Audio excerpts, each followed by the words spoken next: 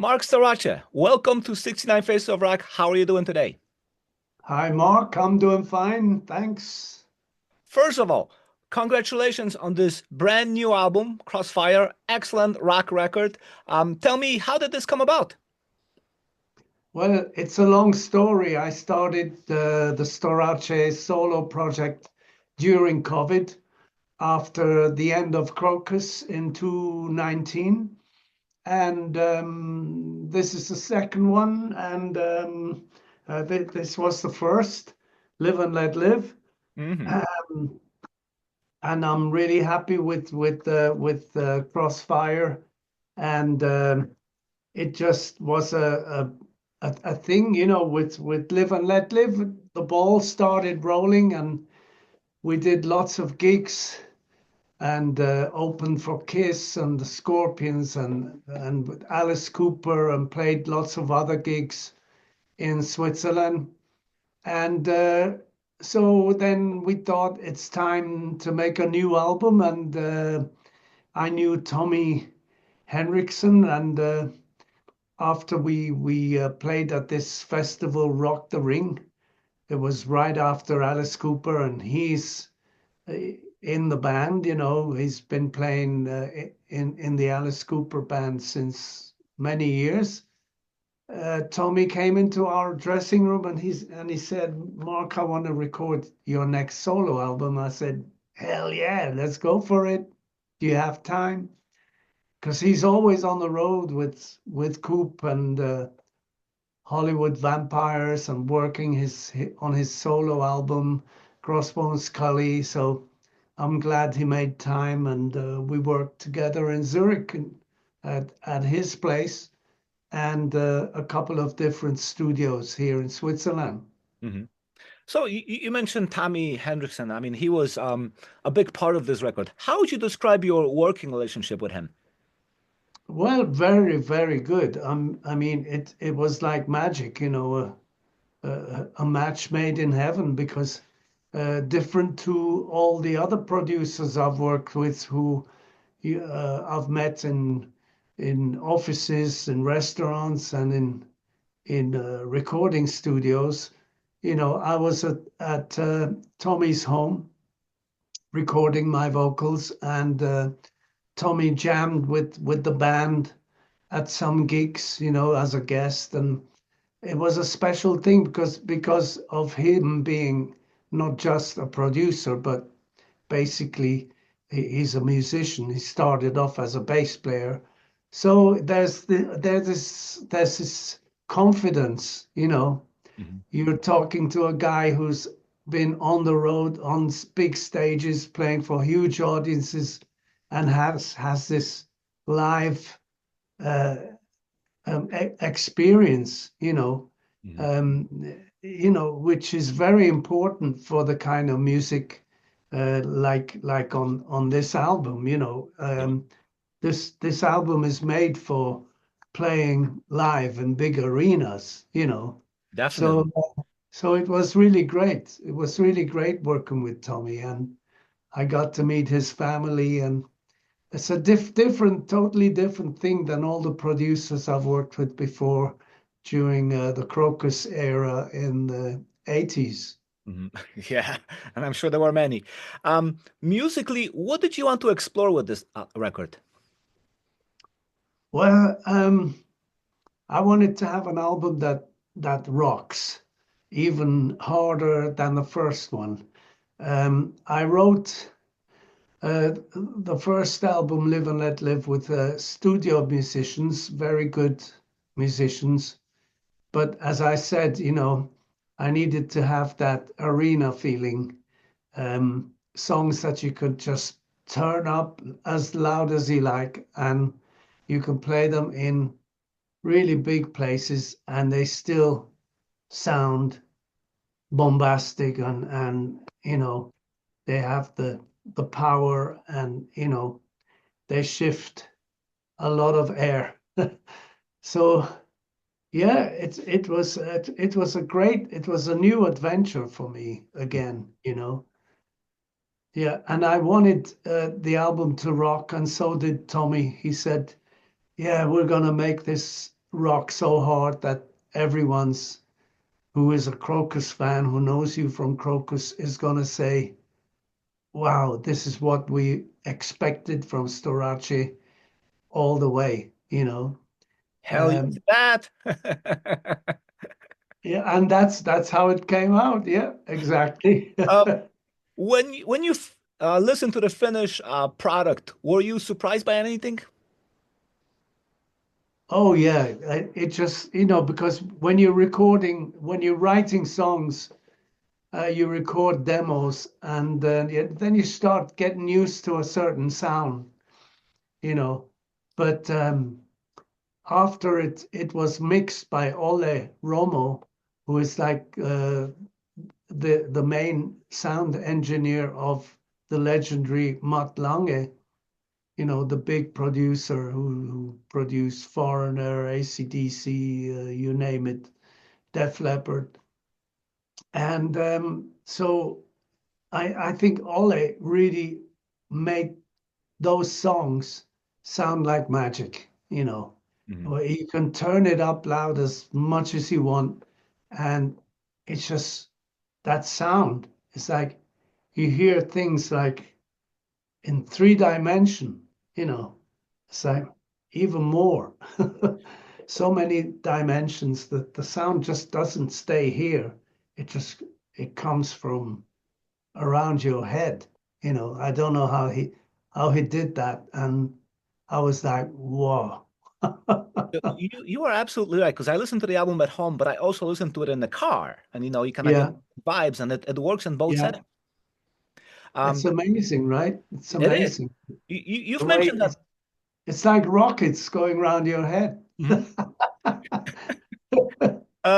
You've mentioned that big arena sound, and some of the tracks on the record are reminiscent of the way Def Leppard sounded, in the way that their structures were and their style. Are you surprised Yeah. how well your voice works in this setting? Yeah. I mean, I love my favorite album of Def Leppard is Pyromania, and that was the biggest tour that I did in my life with Def Leppard together with Krokus.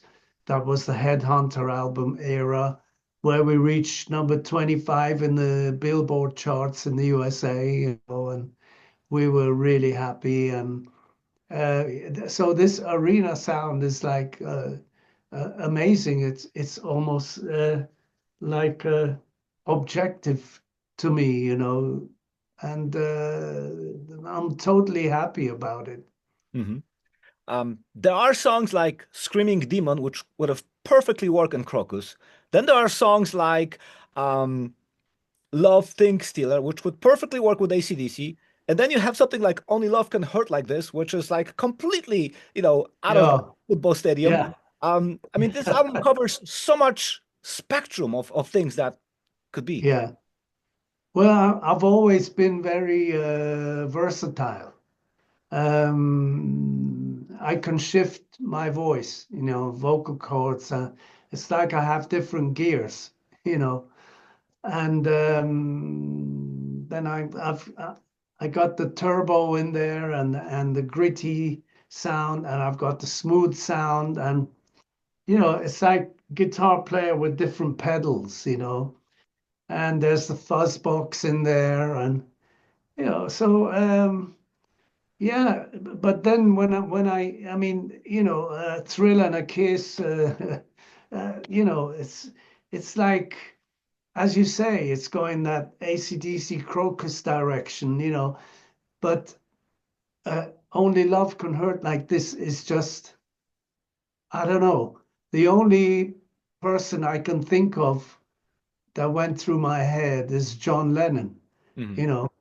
And Tommy said, "Yeah, let's record this only with a piano."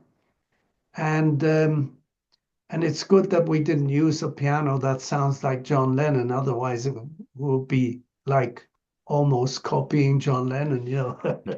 But he's one of my idols. I grew up when I was very young. I was a total Beatles fan and could sing all their songs and well, most of them. And so I'm happy the way it turned out. And the reason why we wrote that is not just because we wanted to put a ballad on there, but both our stepfathers died. Uh, they were both very ill during the production time, and this really saddened us, and even more our wives. You know, their dads died. And so Tommy and I were pretty much in the same boat with our emotions. We thought we'd write a song for both of them, for their dads and for our wives, Hmm. who are Hmm. so sad, you know. So it starts about, you know, if you look at the first verse and the second verse, the first is about their dads, and the second is about is for our wives to relieve a little bit of their sadness. You know, I mean, we were sad when I had wet eyes when I was singing that, and so did Tommy. It was like, I mean, really, we really behave like brothers. You know, it's like an amazing thing, amazing vibe. Yeah, on all levels, whether we're doing a party song like Screaming Demon or um, yeah, it's great. It's great. I'm so glad that happened. I'm happy with the album. Fantastic. Why is the title Crossfire? What's the meaning of that title? Well, it not only is about the two crosses, you know, the Maltese cross Mhm. and the Swiss cross put together, making one cross, and the fire behind this unity. Because I come from Malta, the Maltese Islands, the Maltese cross, and here I am. Over the years, I became a Swiss citizen. I'm a double citizen, so I have a half of each cross, kind of. I've been here a long, long time, so I feel basically half Maltese, half Swiss, you know.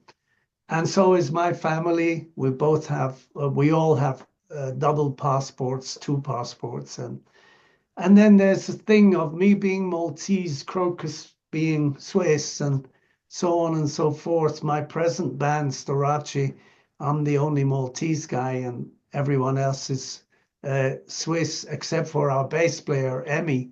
She's Bulgarian, but she's been living in Switzerland a long time, you know. Yeah, so basically that's one point of it. And uh, the other reason is because almost, with everything that's going on in the world today, in the news, there are always two different opinions, and I kind of feel like I'm in the middle of it, in the crossfire, trying to decide, in my head, what is right and what is wrong, and which direction is the world going, So it's a kind of mixture of things, a little bit uh, philosophical. It's not just about war, you Mhm. know. So Think yeah, at all. crossfire. You mentioned your bass player, Emmy Mayer, and at first when Yeah. I saw her name, I was thinking, by any chance, is she related to Mandy Mayer? Ah, no, no, no, no. Another Meyer. Yeah. Bulgarian, I know she's not. Exactly. Yeah, so in the band, I'm very happy with the band. There are two ex-Crocus members, Patrick Abbey on drums and Don Fave on rhythm guitar. And we got together and created, together with Fernando von Arp, the Rock the Block album, which was very successful. It was the first album in Switzerland that went gold, you No. know, went number one. Sorry, was the first number one album in Switzerland. And with that album, we did the biggest tour of Europe ever up to that point. And the tour was called Fire and Gasoline, and we recorded a lot of concerts, and released a double album called Fire and Gasoline, which is really great. And we also played in the Montreux Jazz Festival. Mhm. And Claude Nobs was a big fan, you Donkey know. Claude. Yeah, and yeah, it was special, you know. And then we did the Hellraiser album, and Fernando left, and I took Mandy Meyer Mhm. on board. So we got Patrick, Dominic, Emmy, and on lead guitar we have Serge Kristen, and he's awesome. You know, he was in my first ever band, Marc Storace, way back. We opened for Johnny Holiday in Lausanne. Yeah, and that was a part of history which got lost actually, but I'm glad he's back in the band. And the guitar player who was in the band for the past 3 years but had to leave because of private reasons, Turi Vicky, you're gonna be able to hear when we release a live album later on this year, you know. Mhm. And you know, because we recorded great concerts in this arena in Zurich called the Hallenstadion, where we opened on the uh, Kiss farewell tour as special guests, and everybody stayed in the hall. You know, usually a lot of people stay out there drinking beer until the main act comes on, but they were really curious to see what Storace was all about, you know. And this was with this album still, you know. And the reaction was so great, you know. And the following year we played there again with the Scorpions, whilst in between doing all these other gigs. But you know, the Hallenstadion is so special, Mhm. and we recorded stuff there as well. Also full hall, yeah, 12,000 people.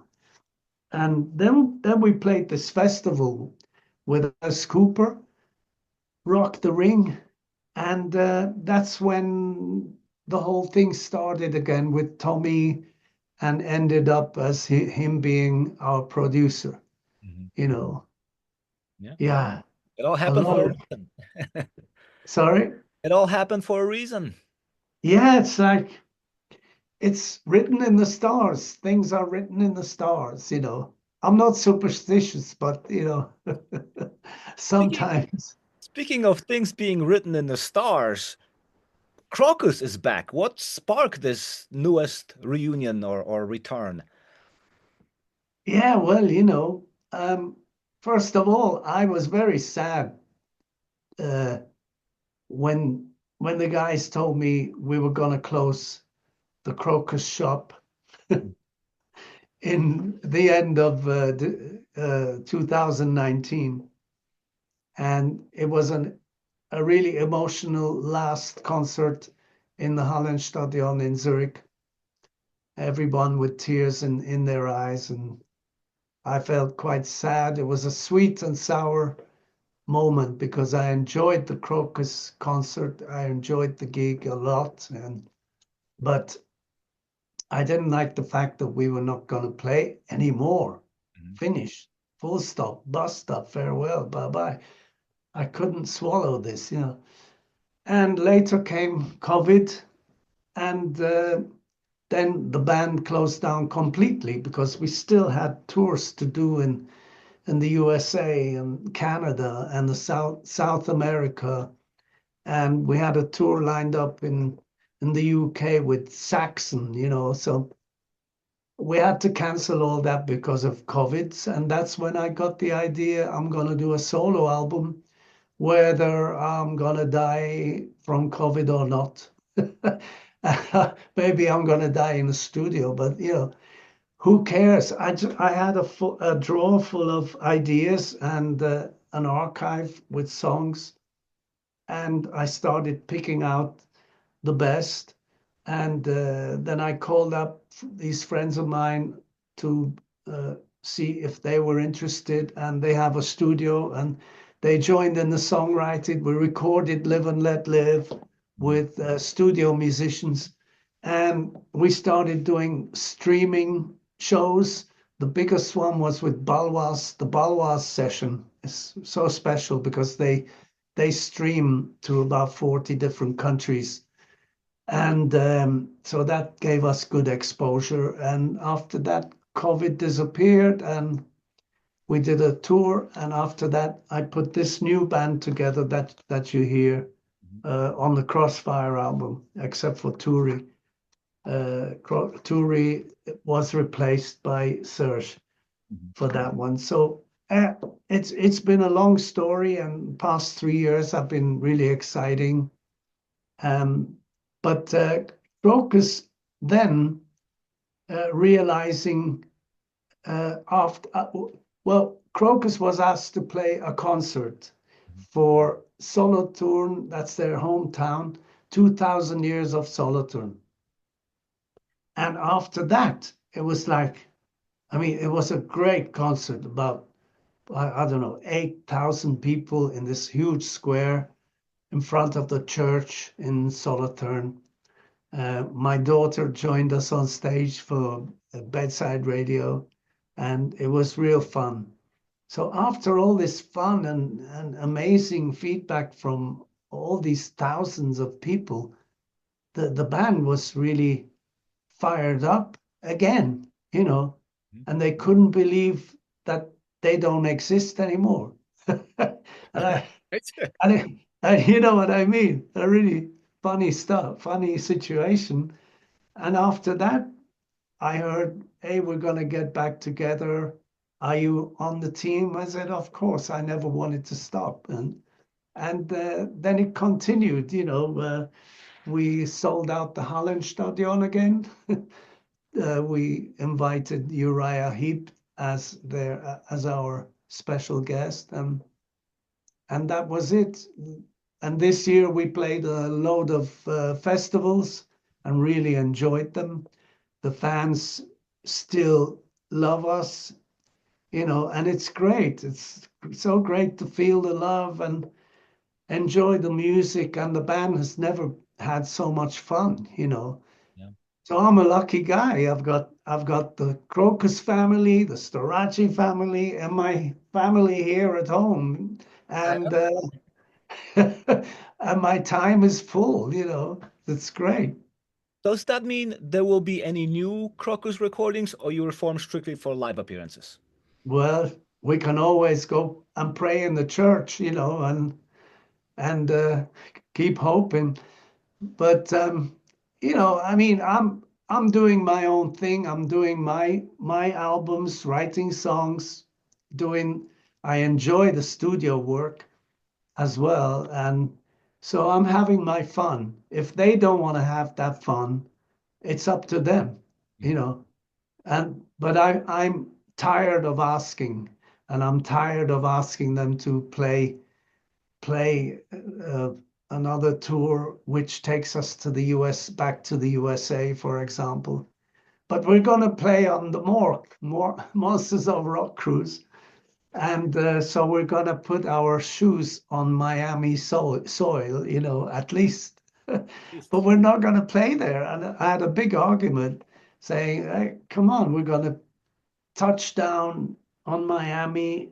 We play the Caribbean, have fun. It's a great warm up. And then before we head back to Europe, let's do some shows, it's 5 to 10 shows.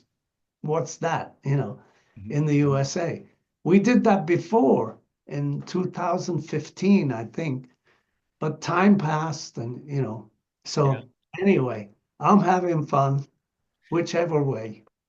Now, over the years, there were a lot of rumors circulating about you possibly replacing Bon Scott and AC/DC. Uh, this myth, it kind of grew. There are reports that you did, that you didn't. So I'm going to ask you flat out, did you ever actually try out for AC/DC after Bon Scott passed away? All rumors. I know, right? This business, not only this business, lots of rumors all over the world about things. Um, but the reality is, AC/DC never asked me, directly. Or maybe the guy who asked me if I would like to audition for them was asked by AC/DC, but who cares? I just was so happy with Krokus at that time. My debut album with Krokus, Metal Rendezvous, went like a rocket into the charts, and telephones started ringing. Our management, Free and Virgin agency, couldn't keep up with it. We flew to the States. We played the Chicago Fest, and we got to know our manager, Butch Stone, for the first time, together with John Colodner, who late after that went to Geffen Records. And so things were happening really great, and the Reading Festival, these were all milestones. And I was so happy that at last something big was happening, that I wasn't interested in doing auditions for anybody, Mhm. you know. So that's it. That's as far as it goes. That That's explains it as all. simple. It's as simple as that. And everyone makes such a big thing about it. And look how easy that question was to ask. Just go to the source. Don't make up stuff, right? Oh yeah, yeah, Yeah. exactly. So let's talk some history and projects other than Crocus that you were part of. So you were born in Malta. How does a kid from Malta ends up in Switzerland fronting a progressive rock band T? Well, I just took a plane like everyone else. I know, I did that too. I No. actually I actually switched flights in Zurich, if you can believe. No, well, in Malta, I was playing. Malta was a little background on that. A British colony for close to 200 years. We all speak English till today. So it's a bilingual country, Maltese and English. Basically, a lot of Maltese speak Italian. My name is Italian, Storace. Nice. Storace. And so I was always interested in pop, and started with the Beatles, Rolling Stones, after Elvis Presley, going on to hard rock, Deep Purple, The Who, Black Sabbath, Led Zeppelin, wow, my faves. And so after being in three different bands, Stonehenge Union, The Boys, and Cinnamon Hades, I needed a new outlet. And I decided I just left school, and I had to decide what to do with my life. I had to, and I thought, I'm going to go to London.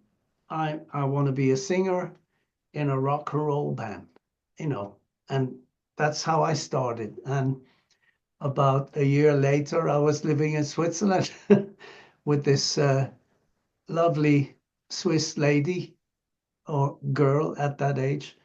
And I got to know musicians, and one step led to another. I joined T. It was the first professional band I joined, which is a different level than in Malta. It took me into writing, songwriting, making demos. Uh, we were signed up by Dieter Dierks in Köln, Germany, who was the producer of the Scorpions. And then we did 3 albums with Dieter, and a load of tours, lots of gigs, as far as Hamburg, as far as UK, Scotland, Wales. It was like my dream came true. Definitely. And of course, there's always times of doubt and stuff, whether I should have studied more at school and got my diplomas. But then the wind changes and you're happy, things are moving again. That's how life is with everybody, with everything. And yeah, after tea, it was easy money back in London again. Mhm. And then the phone call from Krokus. the weekend That's jam. that's right. I think according to what I read, Krokus was one of the bands that opened up for T on your farewell tour, right? What Yeah, did yeah, you make yeah, of them yeah. at that time? Amazing. That's a small world. Yeah. And Switzerland is even smaller. But the smallest is Malta, that's tiny. And but I love Malta, I love Switzerland, I love everywhere I go on tour. But I always prefer to stay in Switzerland after London. And then I met my wife, and that's been over 35 years ago now. And so I've got my family here, and everything I do now is a bonus. I'm Definitely. happy to still Yeah. be alive and still have my voice and, touch wood. Mhm. And look forward to having more fun. So, You what impression did Krokus make on you when you just saw them as an opening band to you being a headliner? Like, what did you think of them back then? Well, of course, they sounded different than T. Mhm. T was a progressive hard rock band. Um, but Crocus already had more blues in their sound, and I love blues. I always loved blues. I was a big John Mayall fan, and um, Jeff Beck, um, stuff like that. And so the guy that really caught my ear most in the Crocus band at that time is no longer with us today. Uh, it was the lead guitarist Tommy Kiefer who really attracted me most to get me out of the dressing room after a tea gig to go somewhere and listen to the band and check out how this guy played. Um, Amazing. So I partied with the guys every night, and it was great. There was already a friendship growing. And when they needed a singer, because they wanted to change direction, they wanted to get heavier, play hard rock. And then they contacted me in London, and I was singing with my band Easy Money, and we Easy Money was close to signing a deal with Chrysalis. I mean, Crocus called just in time. Otherwise, I would have been in the USA on tour with as opening act of Genesis. But yeah, it's a small world, and coincidences and luck. I felt really lucky being called to Crocus because I I had kind of fallen in love with Switzerland during the years. Oops, that's the timer. Mhm. During the years that I was uh, with T, Mhm. and a lot of mileage and success. I was so lucky with Crocus, and so today we're still celebrating kind of our past. The music joins us, keeps us together, and uh, and what I'm doing with Storace is a nice bonus. It's but and I feel more free. It's Mhm. like because I'm taking the final decisions. But I'm also really happy with Patrick Abbey, who's uh, now taking over the management part and doing a great job. And I'm also happy being with Frontiers because when we did this, it was like the COVID ages. That was like the dark ages. Nobody wanted to sign a new act. So the difference is from being in this situation to the Frontiers situation is like a night and day. Suddenly the sun is shining again, and there's a big team around us to to promote and give that push that every record needs to be heard, get that exposure. And hopefully the exposure will bring in more gigs, and we're going to make it over to the USA and everywhere else in the world where we can go and enjoy rocking and rolling with our fans. Absolutely. Absolutely. Um, Mark, is there a time limit put on this interview, or we can still go? Yeah, actually, because I have two more. Yeah, So otherwise it's gonna give a traffic jam, got and it. I need to have a sandwich. Well, thank you so much for all the information and this great chat, and good luck with the new album. Thank you, Mark. Enjoy and keep it up, and all the best, and have a great Christmas and New Year, and hopefully meet you out on the road somewhere. Definitely. Okay.